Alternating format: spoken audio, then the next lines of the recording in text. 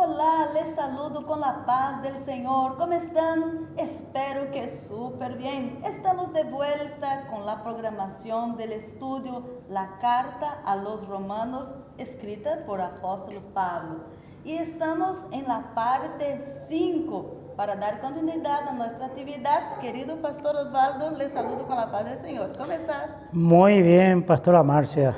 La paz del Señor, saludo a cada uno de los que comparte con nosotros esta quinta programación.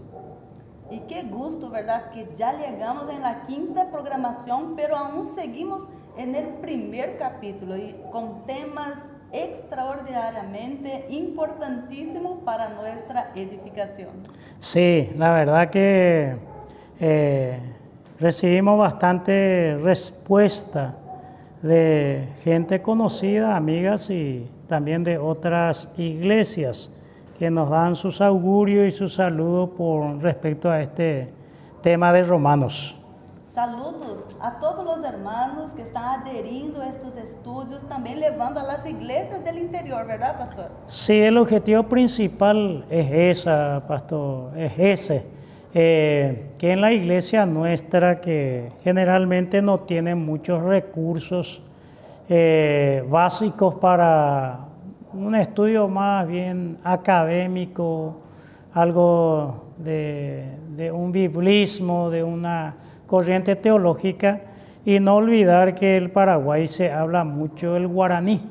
Cuando se sale acá de la Gran Asunción, se torna la primera lengua de todos los paraguayos el idioma guaraní. Y el guaraní tiene la oralidad, es muy difícil fijarlo por escrito, porque el tono, el guaraní es, Pastora Marcia, es labial, dental, lingual, gutural y estomacal. Entonces hay momentos que cuesta mucho eso, transmitir o dejar por escrito. A pesar de que se ha avanzado mucho en la grafía y el guaraní se estudia en la universidad, uno puede llegar a una licenciatura, se enseña en universidades como en Tokio, en Oxford, en Inglaterra, en Estados Unidos. Y la peculiaridad que en Paraguay vinieron gente que no habla español, pero sabe hablar guaraní, por el estudio que hicieron. Pero el guaraní académico tiene sus peculiaridades también. Lo que acá tratamos de moldear estos estudios es al pensamiento del guaraní parlante, de ese guaraní que se habla acá del interior se habla en la campaña. Y bueno, ese es nuestro objetivo, Pastora Marcia. Bueno, entonces voy a intentar hablar un poquitito, dos palabras que he aprendido acá en Paraguay. Ñandeyara, tapendero basá, todos mis hermanos fuera.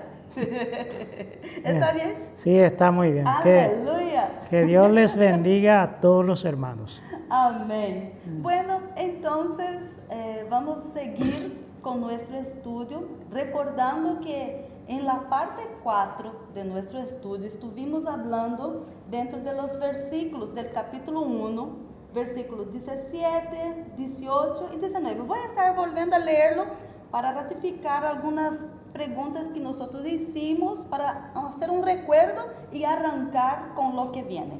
Bueno, el versículo 17 dice: porque en el Evangelio la justicia de Dios se revela por fe y para fe, como está escrito, mas el justo por la fe vivirá. 18 dice: porque la ira de Dios se revela desde el cielo contra toda impiedad e injusticia de los hombres, que detienen con injusticia la verdad. Porque lo que Dios se conoce les es manifiesto, pues Dios se lo manifestó. Lo que de Dios se conoce. Así sí. mismo. Entonces, ya hablamos un poco sobre fe, sobre justicia, hablamos sobre la ira de Dios, que los hermanos pueden volver a estar escuchando en la parte 4, que está ya en el canal YouTube del estudio 7 ADP. También está ahí para los hermanos seguir acompañando en Facebook, la plataforma de las redes sociales, para que los hermanos tengan acceso. Y hoy nosotros vamos a dar secuencia, porque iniciamos, pastor, con el tema Teología de la Liberación. vos hablaste y yo le hice 3 preguntas interesantes en las cuales vos estuviste desarrollando, que fue el punto de partida y el problema en la teología de la liberación. Y después hablamos también qué se propone la teología de la liberación, cuál es el instrumento que usa la teología de la liberación. Y hoy quiero hacerte nuevas preguntas, pastor, con respecto a esto, para que podamos estar aclarando un poco. ¿Cuál es la consecuencia de emplear dicho medio?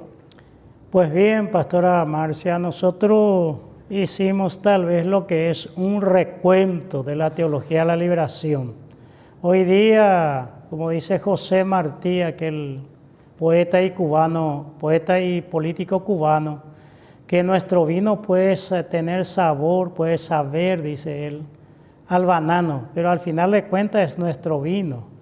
La teología de la liberación nace aquí en Latinoamérica y su análisis es desde el punto de vista marxista, que habíamos hablado un poquitito sobre el capital, ¿verdad?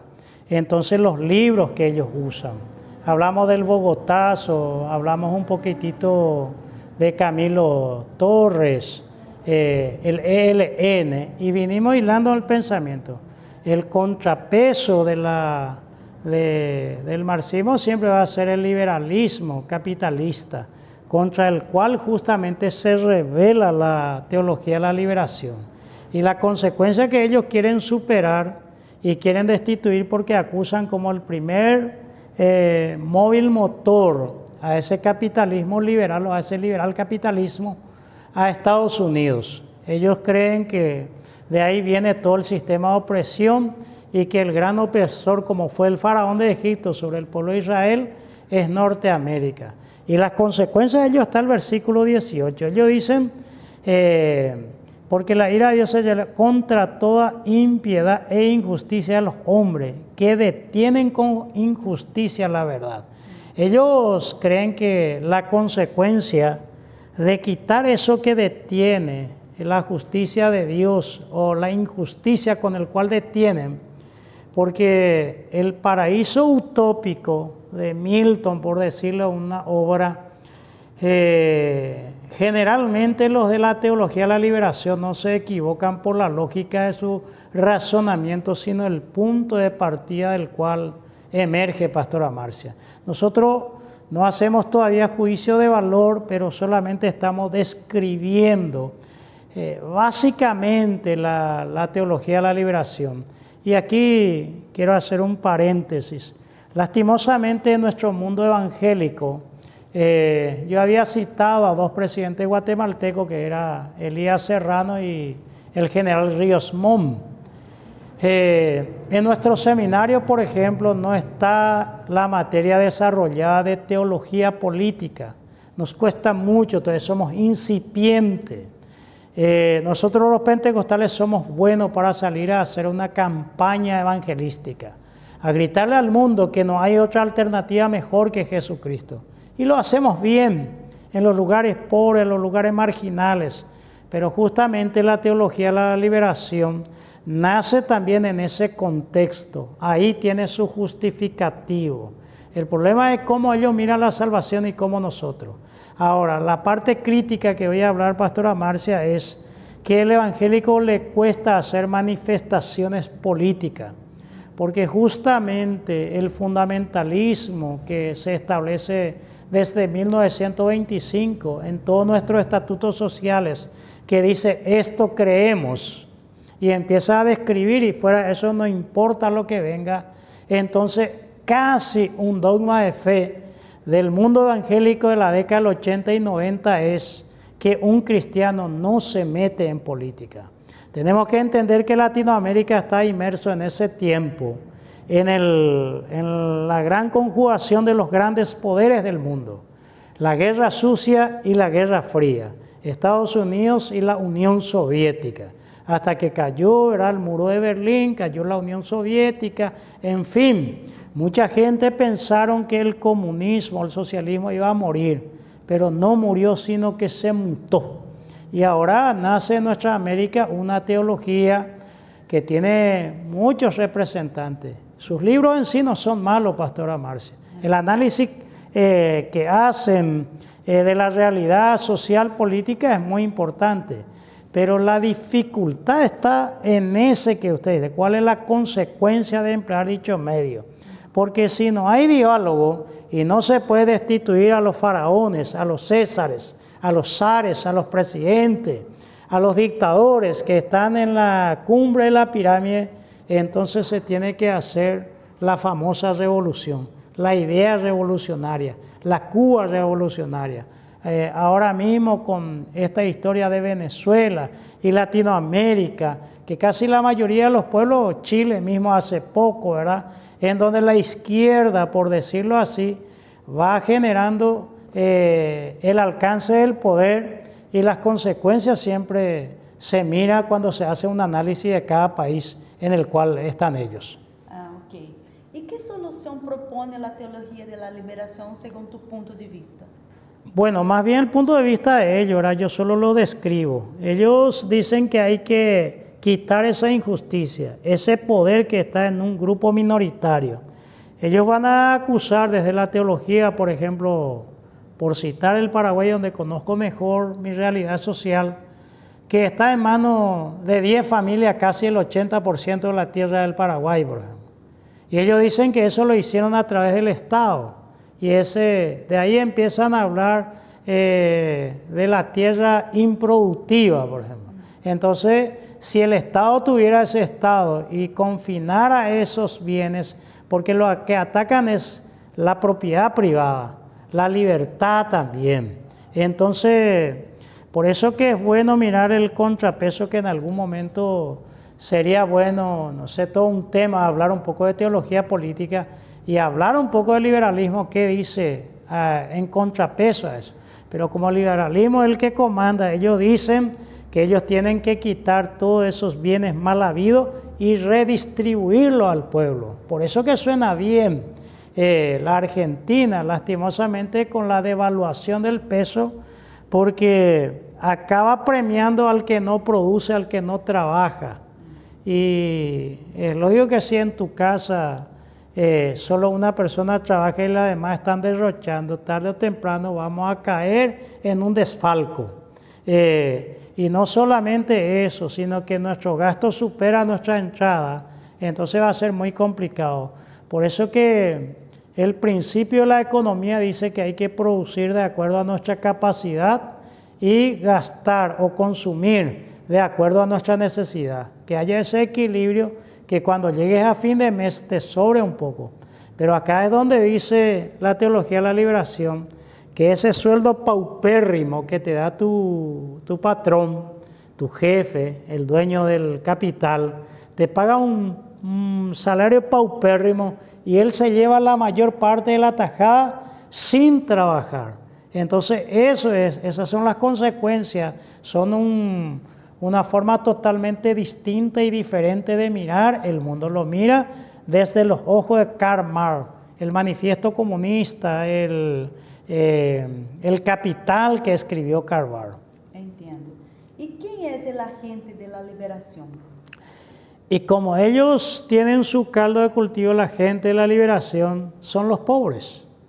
Que si los pobres son mayoritarios y en la democracia manda la mayoría, pero ella dice que en la realidad eso es apenas una teoría hueca, porque acá en Paraguay la Constitución dice que el poder reside en el pueblo, pero ella dice que el poder está en pocas manos, que tienen gran parte del capital y que no lo redistribuye. Es decir, la explotación del hombre por el hombre y una minoría que cada vez se vuelve más rico y el pueblo cada vez se vuelve más pobre. Entonces este pobre es el agente que tiene que hacer la revolución, el proletariado, la dictadura del proletariado. O sea, que el poder quede en manos del pobre y que ese pobre pueda ejercer a través del Estado el dominio y la distribución de la tierra, de la riqueza, de todas esas cosas. El problema va a ser en la producción. Sí. Y bueno, entonces, ¿cómo se logrará la liberación? Y realmente no lo dice así, pero es deductivo. ¿Se acuerdan de El Príncipe del libro? No sé si te acordás del autor. ¿No te acordabas del autor? Principito. No, El Principito es otro. El Príncipe. Ah, el príncipe. El perdón. Príncipe. El Principito es aquel que dice que las cosas más importantes en este mundo son intangibles. Dice muchas cosas, pero chiquitito ese libro. Sí. El Príncipe de Nicolás Maquiavelo, que había escrito para un rey, ¿verdad? Entonces él dice, se deduce de ese libro que el fin justifica los medios. Y ahí es donde está inmersa la iglesia. Podemos forjar las armas, porque si a las buenas no entiende, entonces vayamos por las malas. Porque ellos dicen que en un sistema democrático de voto podemos destituirlo si concienciamos a la gente. Pero pasa que ellos dicen que manipula otra vez los votos. El famoso, acá un tiempo se usó el voto electrónico, pero más de un partido protestó que eso se manipuló. En Brasil escuché que estaba muy manipulado también, por eso vuelve a la papeleta. Hay un sistema que se puede probar, que vos te vas a votar con la maquinita, ¿verdad?, electrónica, y cuando termina te emite, porque es más rápido, te emite una pequeña boletita, y que esa pequeña boletita diga por qué va, y te vaya y deposite en una urna. Sí. Si hay duda, entonces contemos uno a uno lo que está en la urna. Pero o la urna o la papeleta siempre causa desconfianza. Y bueno, eso es para que nuestra gente tenga un pantallazo, una idea aproximada de lo que es la teología de la liberación. Se puede hablar mucho más pulido, eso, más ordenado, más sistemático, pero da para entender la idea de lo que propone Leonardo Boff, Claude Vivoc, brasileño allí de Petrópolis, el peruano, que es muy lindo sus libros, recomiendo su lectura crítica, Gustavo Gutiérrez, en fin, hay muchísimo. Otro elemento también, Pastora Marcia, aprovechando la ocasión, como dice, porque Pablo dirá ese que el pecado aprovechando la ocasión de la ley me engañó, dice. Vamos a aprovechar un poquitito. Es una pena muy grande que en nuestra América la mayoría de la iglesia evangélica no conoce a sus teólogos, los desconoce totalmente. La teología latinoamericana no tiene que envidiar a ninguna de las pulidas teologías de otros pueblos. Es nuestro, pero no es consumido por lo nuestro. Estoy hablando más allá de la teología de la liberación. Hay entidades como la Fraternidad Teológica Latinoamericana que emiten materiales muy buenos y hay gente representativa muy buena, pero nadie los lee. Vos te vas a la librería y no hay esos libros. ¿Por qué? Porque no se le da la publicidad necesaria, o en este caso, lastimosamente, como ocurre con los libros cristianos, se le da mucha propaganda. Vos lees un libro y te dice, este libro cambió mi vida, este libro me transformó. Antes de leer este libro yo era esto, yo era un tirado por el suelo, pero leí este libro. Y ahí en la primera hoja te sale, fulano de tal, mengano de tal, mengano, todo recomienda. Pero yo acabo de leer el libro y como dicen en tu patria, morreo sin confesión, todo sigue de tu mismo jeito, todo sigue de la misma forma. Acá te traje un libro para los que les gustan los escritores americanos, John Murray, Romanos, que es un buen comentarista, de tinte, llamémosle así, fundamentalista, pero tiene sus valores, Pastora Marcia, porque en cada oportunidad presentamos. Si Dios lo permite, si lo hacemos, como dicen los pentecostales, Pastora Marcia, si Cristo no viene y hacemos el sexto, vamos a mirar un poco alguna bibliografía de la teología de la liberación. Qué bien, pastor. Sabe que es muy interesante que podemos escuchar de vos esto, porque infelizmente, a un tiempo atrás, era tomado la teología como algo satánico, Sí. que no se podría estar leyendo libros, sino solamente lo que estaba escrito la Biblia nomás, no podía buscar otras fuentes de conocimiento. O en el peor de los casos lo que dice el Espíritu. Y muchas veces lo que decía el Espíritu no tenía fundamento en las Sagradas Escrituras. Causa mucha hilaridad esto de que Jesucristo ya va a venir y conoció una iglesia que salieron acá en un puente para ir a esperar una madrugada porque en una vigilia Dios habló a través del Espíritu Santo y ellos salieron a buscar la llegada y se fueron a campo abierto para que ningún árbol les estorbe cuando sean arrebatados. A ese extremo llegaron, pero causa un poco de risa hoy día y no es una burla contra nadie porque lo hace en su fe sencilla y común. Como dije al principio anteriormente, el pentecostalismo tenía el síndrome de la inferioridad, hoy de la superioridad, porque llegó a la clase alta ese evangelio que antes era y que muchos añoran, en donde los cultos eran espontáneos, eran muy buenos y lindos. Estamos nosotros entresacando las cosas malas, como dice la Escritura, sabiendo diferenciar lo bueno y lo malo. Y lo malo que vino de esto es que se satanizó el estudio, la lectura, se satanizó la diversión, la alegría, la política, la vestimenta, la riqueza, prosperar, educarse, ir a una universidad, ocupar lugares de poder en la política, en el Estado. Todo eso se satanizó. Y no solamente el mundo evangélico, porque el orden que venía a la década del 80, 70, 80, venía con una tapera como se le pone a los caballos para manejar el carro y no puede mirar acá y acá. Entonces, si otro está pensando por vos, está mal eso. Por eso creemos en nuestra capilla, Pastora Marcia, la Asamblea de Dios Paraguaya, en nuestro rincón teológico, en nuestro contexto de donde emerge la palabra, creemos que la teología debe hacerse desde el pueblo, con el pueblo y para el pueblo. Podemos equivocarnos, claro que sí, pero tenemos algunos alcances que nos permita a Dios que tengamos el menor margen de error posible, porque recurrimos a la Sagrada Escritura, al griego, a los idiomas originales, a la ciencia bíblica, y hoy, si algo nos provoca una oscuridad y no tenemos la capacidad, podemos recurrir a otra fuente, a gente que tiene una mejor luz que nosotros. Eso es lo que acontece, Pastora Marcia. Muy interesante, pastor. Bueno, volvemos entonces a los versículos bíblicos donde estamos desarrollando la carta del apóstol Pablo a los romanos, del capítulo 1, el versículo 18, ahora menciono, porque vos ya hablaste sobre qué es la verdad. Sí. Y cómo se puede relativizar a Dios. A Dios, muy bien. Dijimos, para hilar el pensamiento, que impiedad es contra Dios, injusticia contra el prójimo, lo que se llamaría la cruz satánica, que eso nos llevaba a la teología de la liberación, porque aquí tiene su caldo de cultivo, como el Evangelio de Lucas y retrospectivamente Miqueas el profeta y el libro de Éxodo.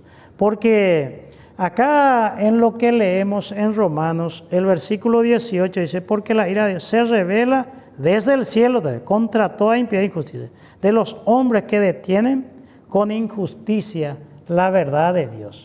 ¿Cómo detener con injusticia la verdad de Dios? Le citamos también a Fyodor Dostoyevsky, que dice que lo que yo no sé es si Dios hizo al hombre o el hombre hizo a Dios, que va a ser siempre la fe y la razón, no se contraponen, no es agua y aceite. La fe no es contraria a la ciencia.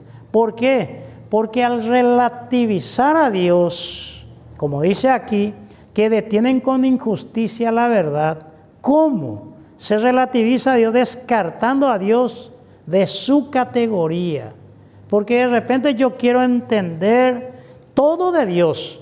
El que te dice, por experiencia lógica, le digo, el que se acerca y te dice, yo quiero entender primero la palabra de Dios para después adherirme a la fe de ustedes. En realidad, lo que él quiere es saber todo el misterio que implica en Dios. Dijimos anteriormente que si Dios fuera este círculo, un pequeño arco es lo que nosotros conocemos de Dios, de lo que nos reveló en su palabra. Y más queda en el misterio que lo que Dios ha revelado. Entonces, el hombre comienza a relativizar a Dios. O sea, relativizar significa no saber si es puro o es impuro, si frío o caliente, ¿verdad? Entonces, de la famosa respuesta del relativista, depende, porque una cosa es, pastora Marcia, que de repente Valcrey te haya acompañado antes, cuando eran novios, y se iban ustedes a un dentista. Y de repente vos con dolor de muela estás ahí y nunca sale el paciente que entró antes de vos. Pero para Valcrey fue muy rápido. ¿Por qué salió tan rápido ese infeliz ahí? Dice. ¿Por qué? Porque él quiere estar contigo y ese tiempo para él es poco, lo que para vos es mucho. Entonces ahí te dice, y es muy relativo. Vos le predicas, en el principio creó Dios los cielos y la tierra. Muy relativo eso. La eternidad de la materia, que se encontró la materia y la energía explotó. Bueno, el hombre comienza a relativizar y a quitar a Dios de su categoría, porque quiere saber quién o qué es Dios. Ahí comienza a relativizar a Dios, pastora Marcia, en esa pregunta. Ok, muy interesante. El versículo 19 dice, porque lo que de Dios se conoce le es manifiesto, pues Dios se lo manifestó. ¿Dónde se revela Dios al hombre? ¿Dónde se revela? ¿Cómo llega al hombre? El 19, porque lo que de Dios se conoce le es manifiesto, pues Dios se lo manifestó. Y bueno, ¿dónde? En dos lugares muy importantes. ¿Cómo se llega a esto? A relativizar a Dios. Hay dos esencias del hombre, la razón y la conciencia. En Juan 1:1, cuando dice en el principio era el verbo, el logos, el sustantivo masculino de la primera declinación, primera sección, nominativo singular, se podría entender también como razón, porque Dios nos dio a nosotros la capacidad de razonar y la conciencia también. Y tendríamos que mirar mucho eso porque, ¿qué pasa, pastora María? Tengo en mi mano acá un celular. ¿Qué pasa si vos caminás y encontrás este celular por la calle? ¿Qué es lo primero que vas a decir? Encontré un celular y no sé de quién es. No sé de quién es, o sea que a alguien se le cayó. Sí. ¿Y por qué no decís, qué bárbaro la naturaleza? ¿Cómo hizo esto? Esto antiguamente era una energía, una materia. Y esto de repente se volvió una fotografía. Tiene contactos más allá del sistema hertziano. Puedo llamarle a cualquiera de cualquier parte de este mundo. Y vos decís, ¿qué evolución? ¿Por qué no decís eso? Porque vos crees que esto alguien lo perdió, pero alguien lo hizo. Alguien lo hizo. Entonces, alguien lo perdió porque ya encontraste, pero alguien lo creó, por decirlo. Entonces, ese versículo 19 nos lleva, a pesar de que es muy católico eso y no está mal en ninguna manera, es lo siguiente, llega a la teología natural. El Salmo 19, versículo 1, recuerda que dice, los cielos cuentan la gloria de Dios y el firmamento anuncia las obras de sus manos. O sea que vos al mirar el sol, al mirar la lluvia, las nubes, el planeta, el paisaje, vos podés encontrar a Dios. Se puede hallar a Dios. O sea, la mano de Dios. Lo malo de la teología natural que cuenta la grandeza de Dios por su obra, podemos conocerla, porque acá dice el 19, dice, porque lo que de Dios se conoce le es manifiesto. ¿Qué es lo que se conoce? La creación. Pues Dios se lo manifestó. Por eso que cuando un hombre mira a una mujer bonita, pastora Marcia, dice, Dios mío, dice. Y dice esa expresión, ¿por qué? Porque Dios lo hizo con sus propias manos. Entonces, la creación de Dios ama mucho, dice, le conozco a un pastor que dice mucho eso. Pero bueno, entonces, ¿qué es lo que se encuentra? Se encuentra en la mano de Dios, porque eso dice, Dios se lo manifestó. No puede ser el nihilismo, el azar, el por si acaso, el tal vez, el a lo mejor, para nosotros desde la fe, por la fe y para la fe, que creemos en la creación que Dios hizo. No importa el medio, sin discutir, porque hay teólogos que van a sumergirse también en las ideas evolutivas. Ahora nosotros no estamos haciendo ese análisis del cómo, de la forma, de la manera, del sistema de la creación. Porque hay gente que habla del sistema evolutivo. La edad, por ejemplo, en la época de Jesús el promedio de edad era 40 años, 50 años. Hoy está llegando a los 80, 90 años. ¿Por qué? Porque el hombre, entre comillas, entiéndase lo que decimos, va evolucionando. Entonces, esa es la revelación de la teología natural, Pastora Marcia. Hay muchos escritos sobre la teología natural, importantísimos. Lo interesante sería que esa creación no sustituya el lugar del hombre, porque hay gente que le da más importancia en este momento a muchas cosas que al hombre.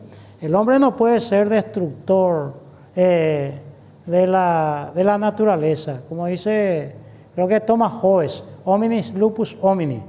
El hombre es lobo del hombre, o sea que la peor criatura que puede existir para la destrucción del planeta Tierra es el hombre. La contaminación del medio ambiente, de las grandes industrias, del aire, del agua, de todo lo que es útil. Nosotros el mar estamos llenando de basura. Y un compatriota de ustedes, un gran cantor, Pastora Marcia, y llamémosle un gran teólogo llamado Roberto Carlos, en la década del 70 decía que ojalá seamos civilizados como los animales. Así mismo, muchos videos miramos de las reacciones hoy en día, principalmente con tanta cosa fea que vemos.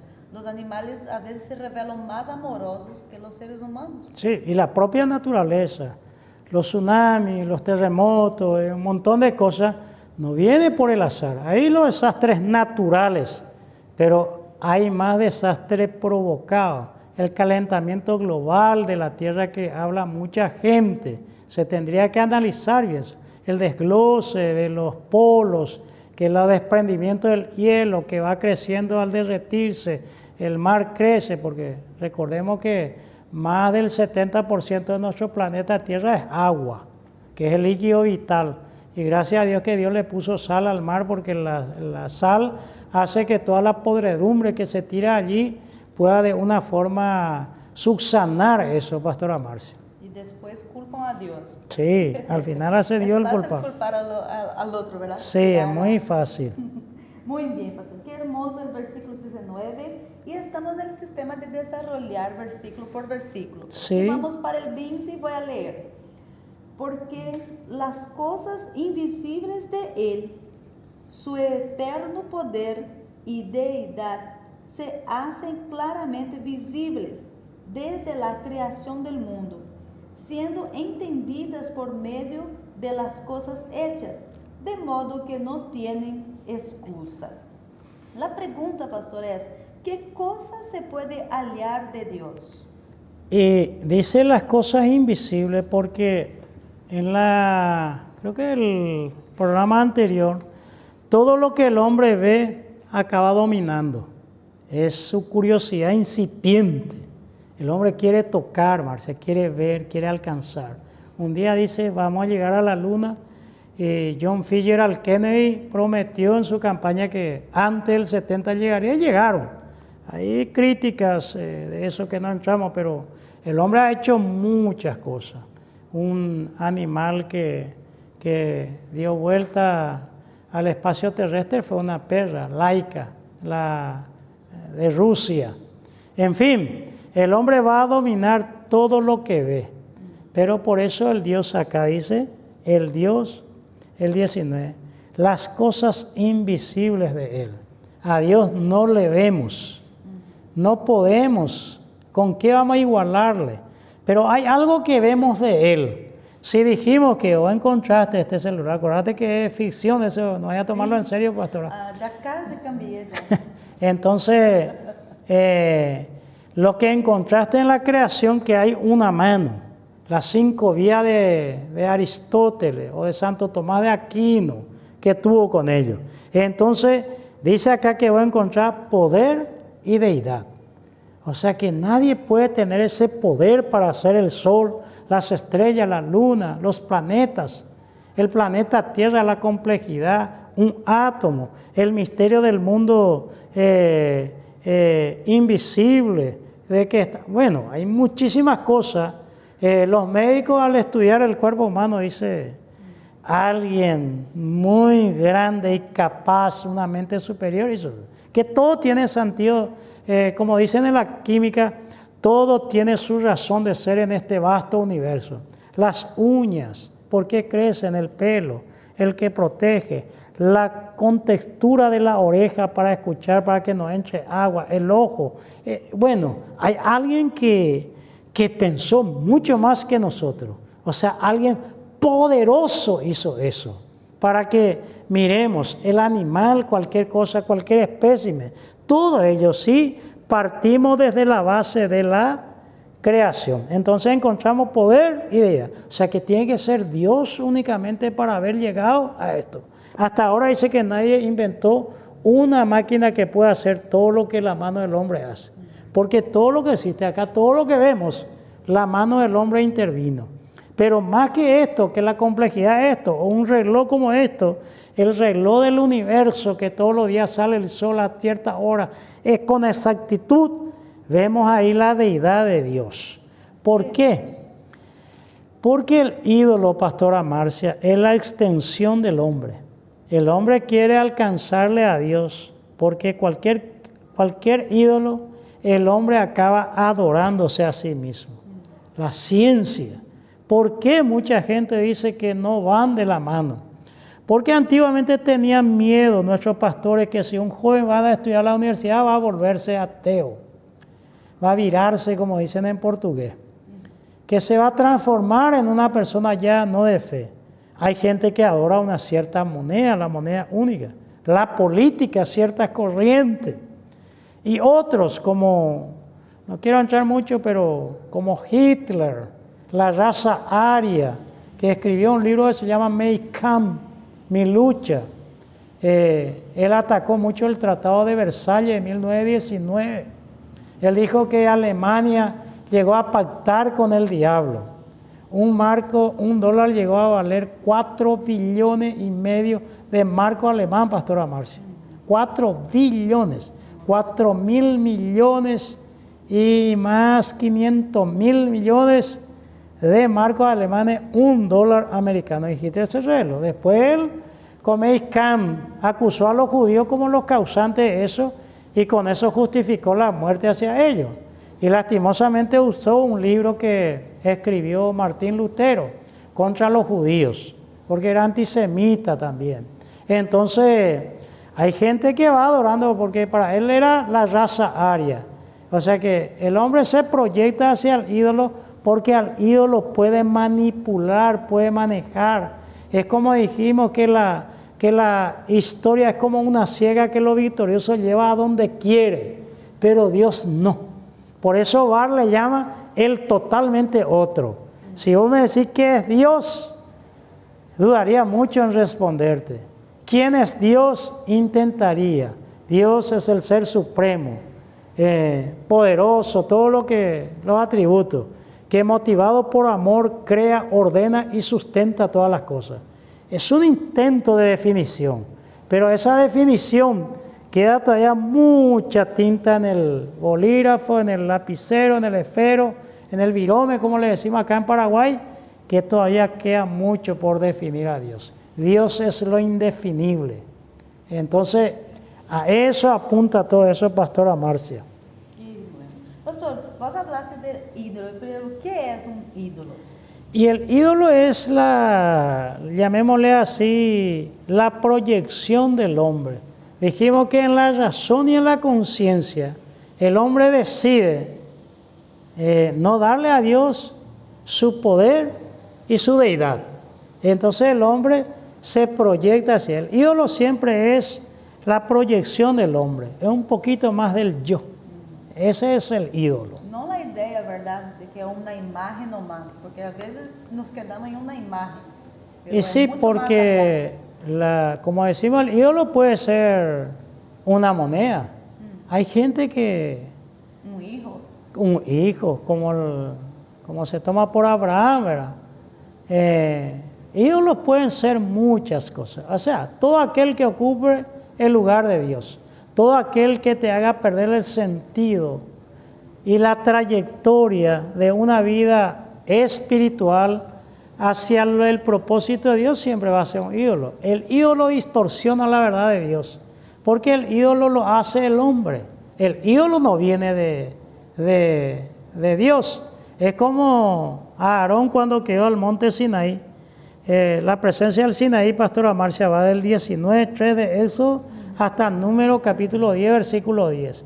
Y en ese estadio, en ese paraje, en ese no marchar al monte, ellos agarraron y hicieron la imagen de un becerro de oro. Pero la proyección del hombre, porque Aarón dice, metí esto en el ascua y salió este becerro. Y le dijeron, llévanos de vuelta a Egipto, ¿verdad? Y el ídolo se proyecta hacia lo que puede dominar, a lo que puede manipular.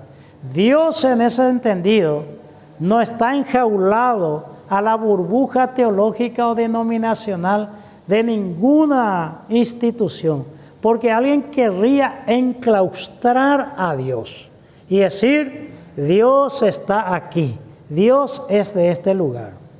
Entonces, si alguien escucha un ruido ahí por ahí, es el vecino que está trabajando acá. Así mismo. Bueno, vamos a seguir entonces más un versículo del primer capítulo, ¿verdad? Versículo 21. Pues, habiendo conocido a Dios, no le glorificaron como a Dios, ni le dieron gracias, sino que se envanecieron en sus razonamientos, y su necio corazón fue entenebrecido. Pastor, el versículo 21, ¿estamos frente a un humanismo? Indudablemente, porque dice acá el 21, pues habiendo conocido a Dios. Conocer en este sentido que estamos mirando, ¿verdad? No, porque la palabra conocer, pues, en el griego, en el original, hay muchas formas. El conocer, por ejemplo, si usted me dice, ¿usted le conocen al presidente Vladimir Putin? Sí, yo le conozco, pero nunca le he visto, nunca toqué su mano, conozco por una referencia, más ahora por este impasse que están sufriendo con Ucrania, ¿verdad? O del presidente paraguayo. Entonces, conocer en la Biblia es gnosco cuando se trata de la experiencia del hombre con Dios, o el Dios que se acerca al hombre que tiene intimidad, conocer a Dios. Pero acá dice que ellos vieron, todos los hombres. No nos olvidemos, pastora Marcia, que estamos bajo el paraguas del pecado, el hombre pecador. Allí estamos nosotros.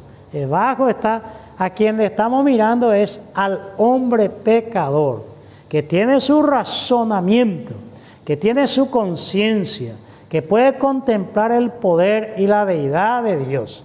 Pero en el 22 dice Pablo que habiendo conocido a Dios, o sea, ¿cómo dudar de Dios? Le responderían, no le glorificaron ni le dieron Dios, no le dieron gracias. Entonces, ¿por qué? Porque el hombre se coloca en el centro, ya no es el Dios. Ya acá estamos a un antropocentrismo tremendo, no en el teocentrismo. Dios le han bajado de su categoría por la presencia del pecado que provoca eso. Entonces, el hombre decide no darle gloria a Dios, porque no le va a servir, no le va a adorar, lo va a ignorar, lo va a estancar, lo va a apartar, le va a decir a Dios que no está en su proyecto de vida. Y si no está en su proyecto de vida, mucho menos para agradecerle por la vida, por el calzado, el vestido, la comida, el aire que respire, el mundo. Entonces, dice acá Pablo, el 22, sino que se envanecieron. No olvidemos que el hombre es emoción, que es el sentimiento, ¿verdad? el conocimiento y la voluntad. La voluntad es lo que nos hace hombres, porque el animal vive una vida distinta. El animal, cuando le llega, por ejemplo, la hora de la muerte, no está en esa angustia existencial. Él no tiene miedo de morir. Él no está preocupado como yo particularmente como pastor he visto mucha gente morir, que cuando le recuerda y le viene el pecado a la cabeza se vuelve una desesperación tremenda. Y mucho más si no le tuvo en cuenta a Dios, mucho más como dice el texto acá, que no le glorificó ni le dio gracias, entonces se envanece. Y aquí está en relación al yo. ¿Quién sería para Marcia el yo? Cuando Marcia dice, mi alma está angustiada, mi espíritu está triste como Jesús en el Getsemaní, pero mi corazón está alegre por la esperanza que yo tengo. Mi cabeza no me responde, mis pensamientos me turban. Pero ese mí que está hablando yo, ¿quién es Marcia? ¿Quién es ese yo que está hablando? ¿Ese es el alma? ¿Ese es el espíritu? ¿Quién es ese yo que se proyecta? Ese yo que se proyecta en relación a Dios. Porque el hombre, aún para pensar, toma una decisión, Pastora Marcia. Tiene que pensar. Entonces, dijimos que el pecado es un ejercicio de la libertad del hombre. Y el hombre decide no glorificar ni dar gloria a Dios, gracias a Dios, sino que se envanece. Entonces, desde ese punto de partida, podemos hablar, congeniar y estar de acuerdo que el hombre nunca es. El hombre es siempre una posibilidad. Porque el hombre, como dice, llamémosle una versión de la Biblia, Jesús dice, ¿qué gana el hombre si granjeare toda la tierra y perdiere su alma? ¿Qué gana? Es vano, se envanece. Por eso que siempre tenemos ansia de ser. El hombre quiere dejar su nombre en la historia. Lo que teme de la muerte es que ya no exista, que mañana ya no sea. Entonces por eso lucha en su seguridad futura, generalmente con cosas materiales. Un buen soporte en el banco, por ejemplo, para la época de la vaca flaca. No está mal, pero cuando se obvia a Dios y ese se vuelve más importante que Dios, entonces estamos en la presencia de un vano, de un vanaglorioso. Entonces, ¿qué hace el hombre allí? Crea la religión. ¿Y en la religión qué crea? Ídolos.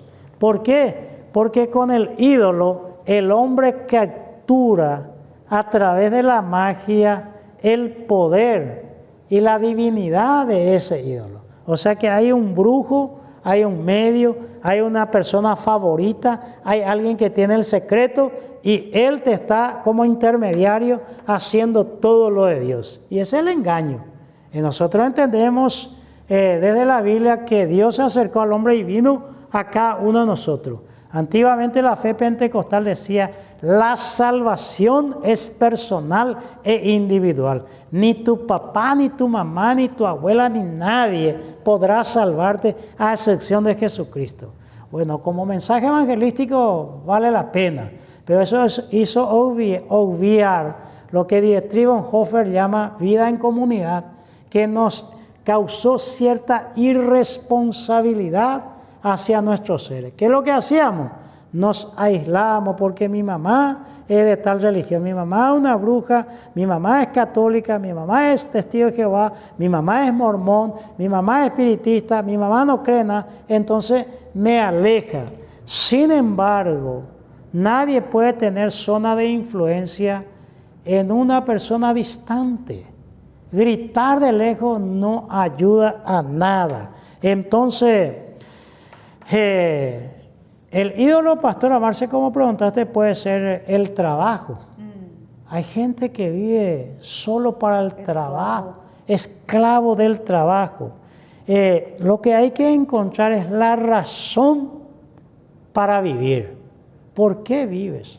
¿Cuál es la razón de tu vida? Si el hombre pudiera responder eso, porque Blas Pascal escribe un libro que se llama Pensamientos. Y Blas Pascal dice que en el corazón del hombre hay un vacío muy grande en la imagen de Dios, que no podrá ser llenado con ninguna cosa material o terrena de este mundo, a excepción del mismo Dios otra vez en la persona de Jesucristo. Y eso es muy importante entender, Pastora Marcia, porque el vacío existencial está allí. El libro de Eclesiastés atribuido a Salomón, dice ese libro, miré yo, vi debajo del sol, miré yo. O sea que una persona que se va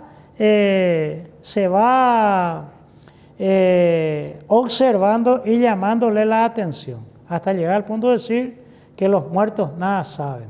Y entonces Paul Tillich, que citamos la otra vez, que fue un teólogo filósofo, decía, la grandeza del cristianismo está en reconocer su pequeñez.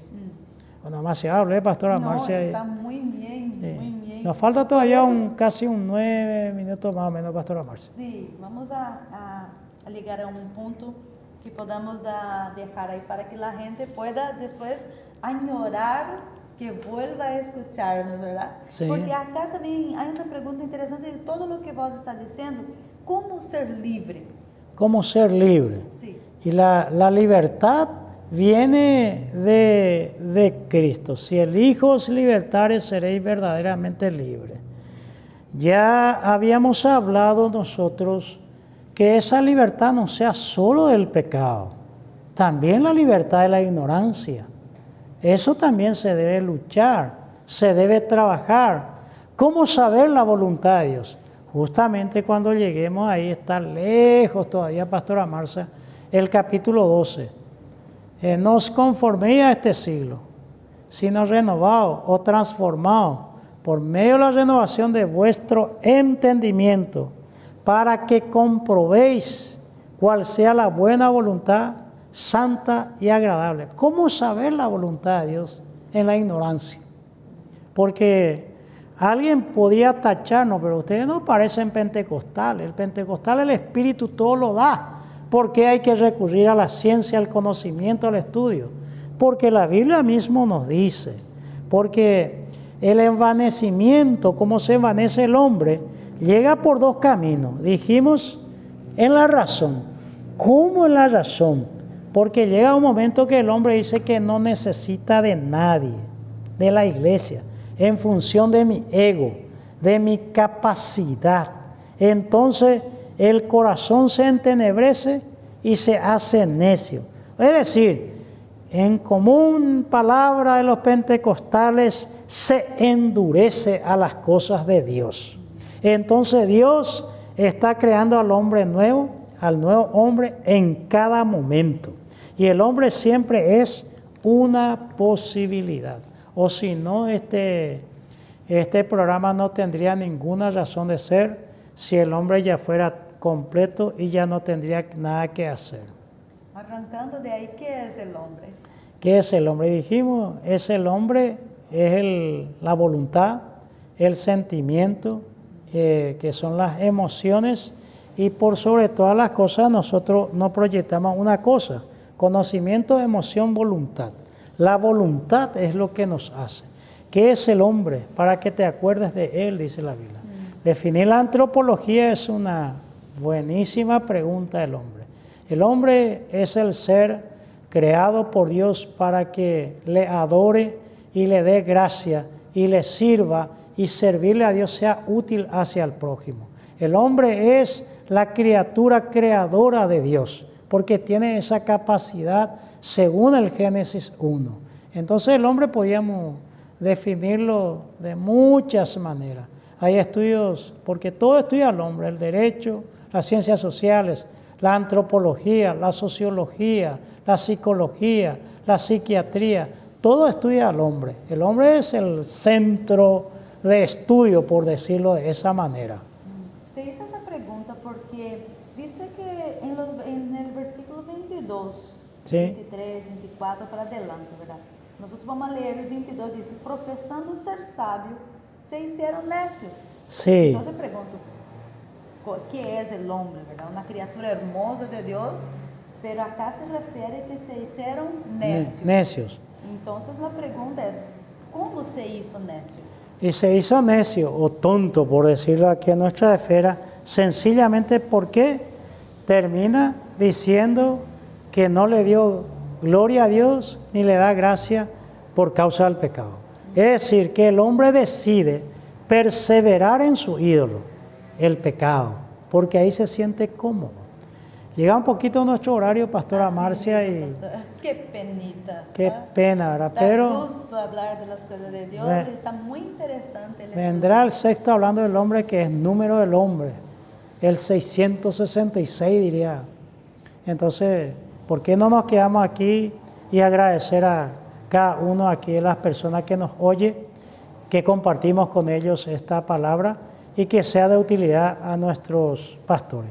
¿Por qué no hace una oración, Pastora Marcia, Amén. por esa persona que está tal vez en pecado y quiera abandonar ese lugar? Amén. Vamos a estar entonces en este momento orando. Padre bendito, te damos gracias, Dios, por este momento donde pudimos, Señor, desarrollar un poquito más de conocimiento de las cosas que tú, Señor, has revelado en tu palabra. Bendito Jesús, en este momento te entregamos todas las personas en las cuales, Señor, nos están escuchando, que tu palabra, Señor, surge efecto en su corazón. Si hay, Señor, alguna persona que en este momento reconoce tu poderío, que quer dar gloria a tu santo nombre, tú puedas acercarte, Señor, a esta persona a través de tu Santo Espíritu para llegarse, Señor, a transformarse, a arrepentirse, porque solamente tú, oh Dios, lo puedes hacer como lo ha hecho, Señor, conmigo, con nosotros, Padre. Gracias te damos, Señor, porque cada día tú se revela perdonándonos, moldeándonos, transformándonos según su voluntad. Por lo tanto, Jesús, nos colocamos en tus manos, pedindo, Señor, tu gracia, pedindo, Señor, tu misericordia, que cada momento, Señor, esté con nosotros para la gloria de tu santo nombre y que podamos reconocer siempre tu poderío en el nombre de Jesús. Amén y amén. Amén. Por poco me persuade a ser cristiano, Pastora Marcia. Aleluya. Dios le bendiga.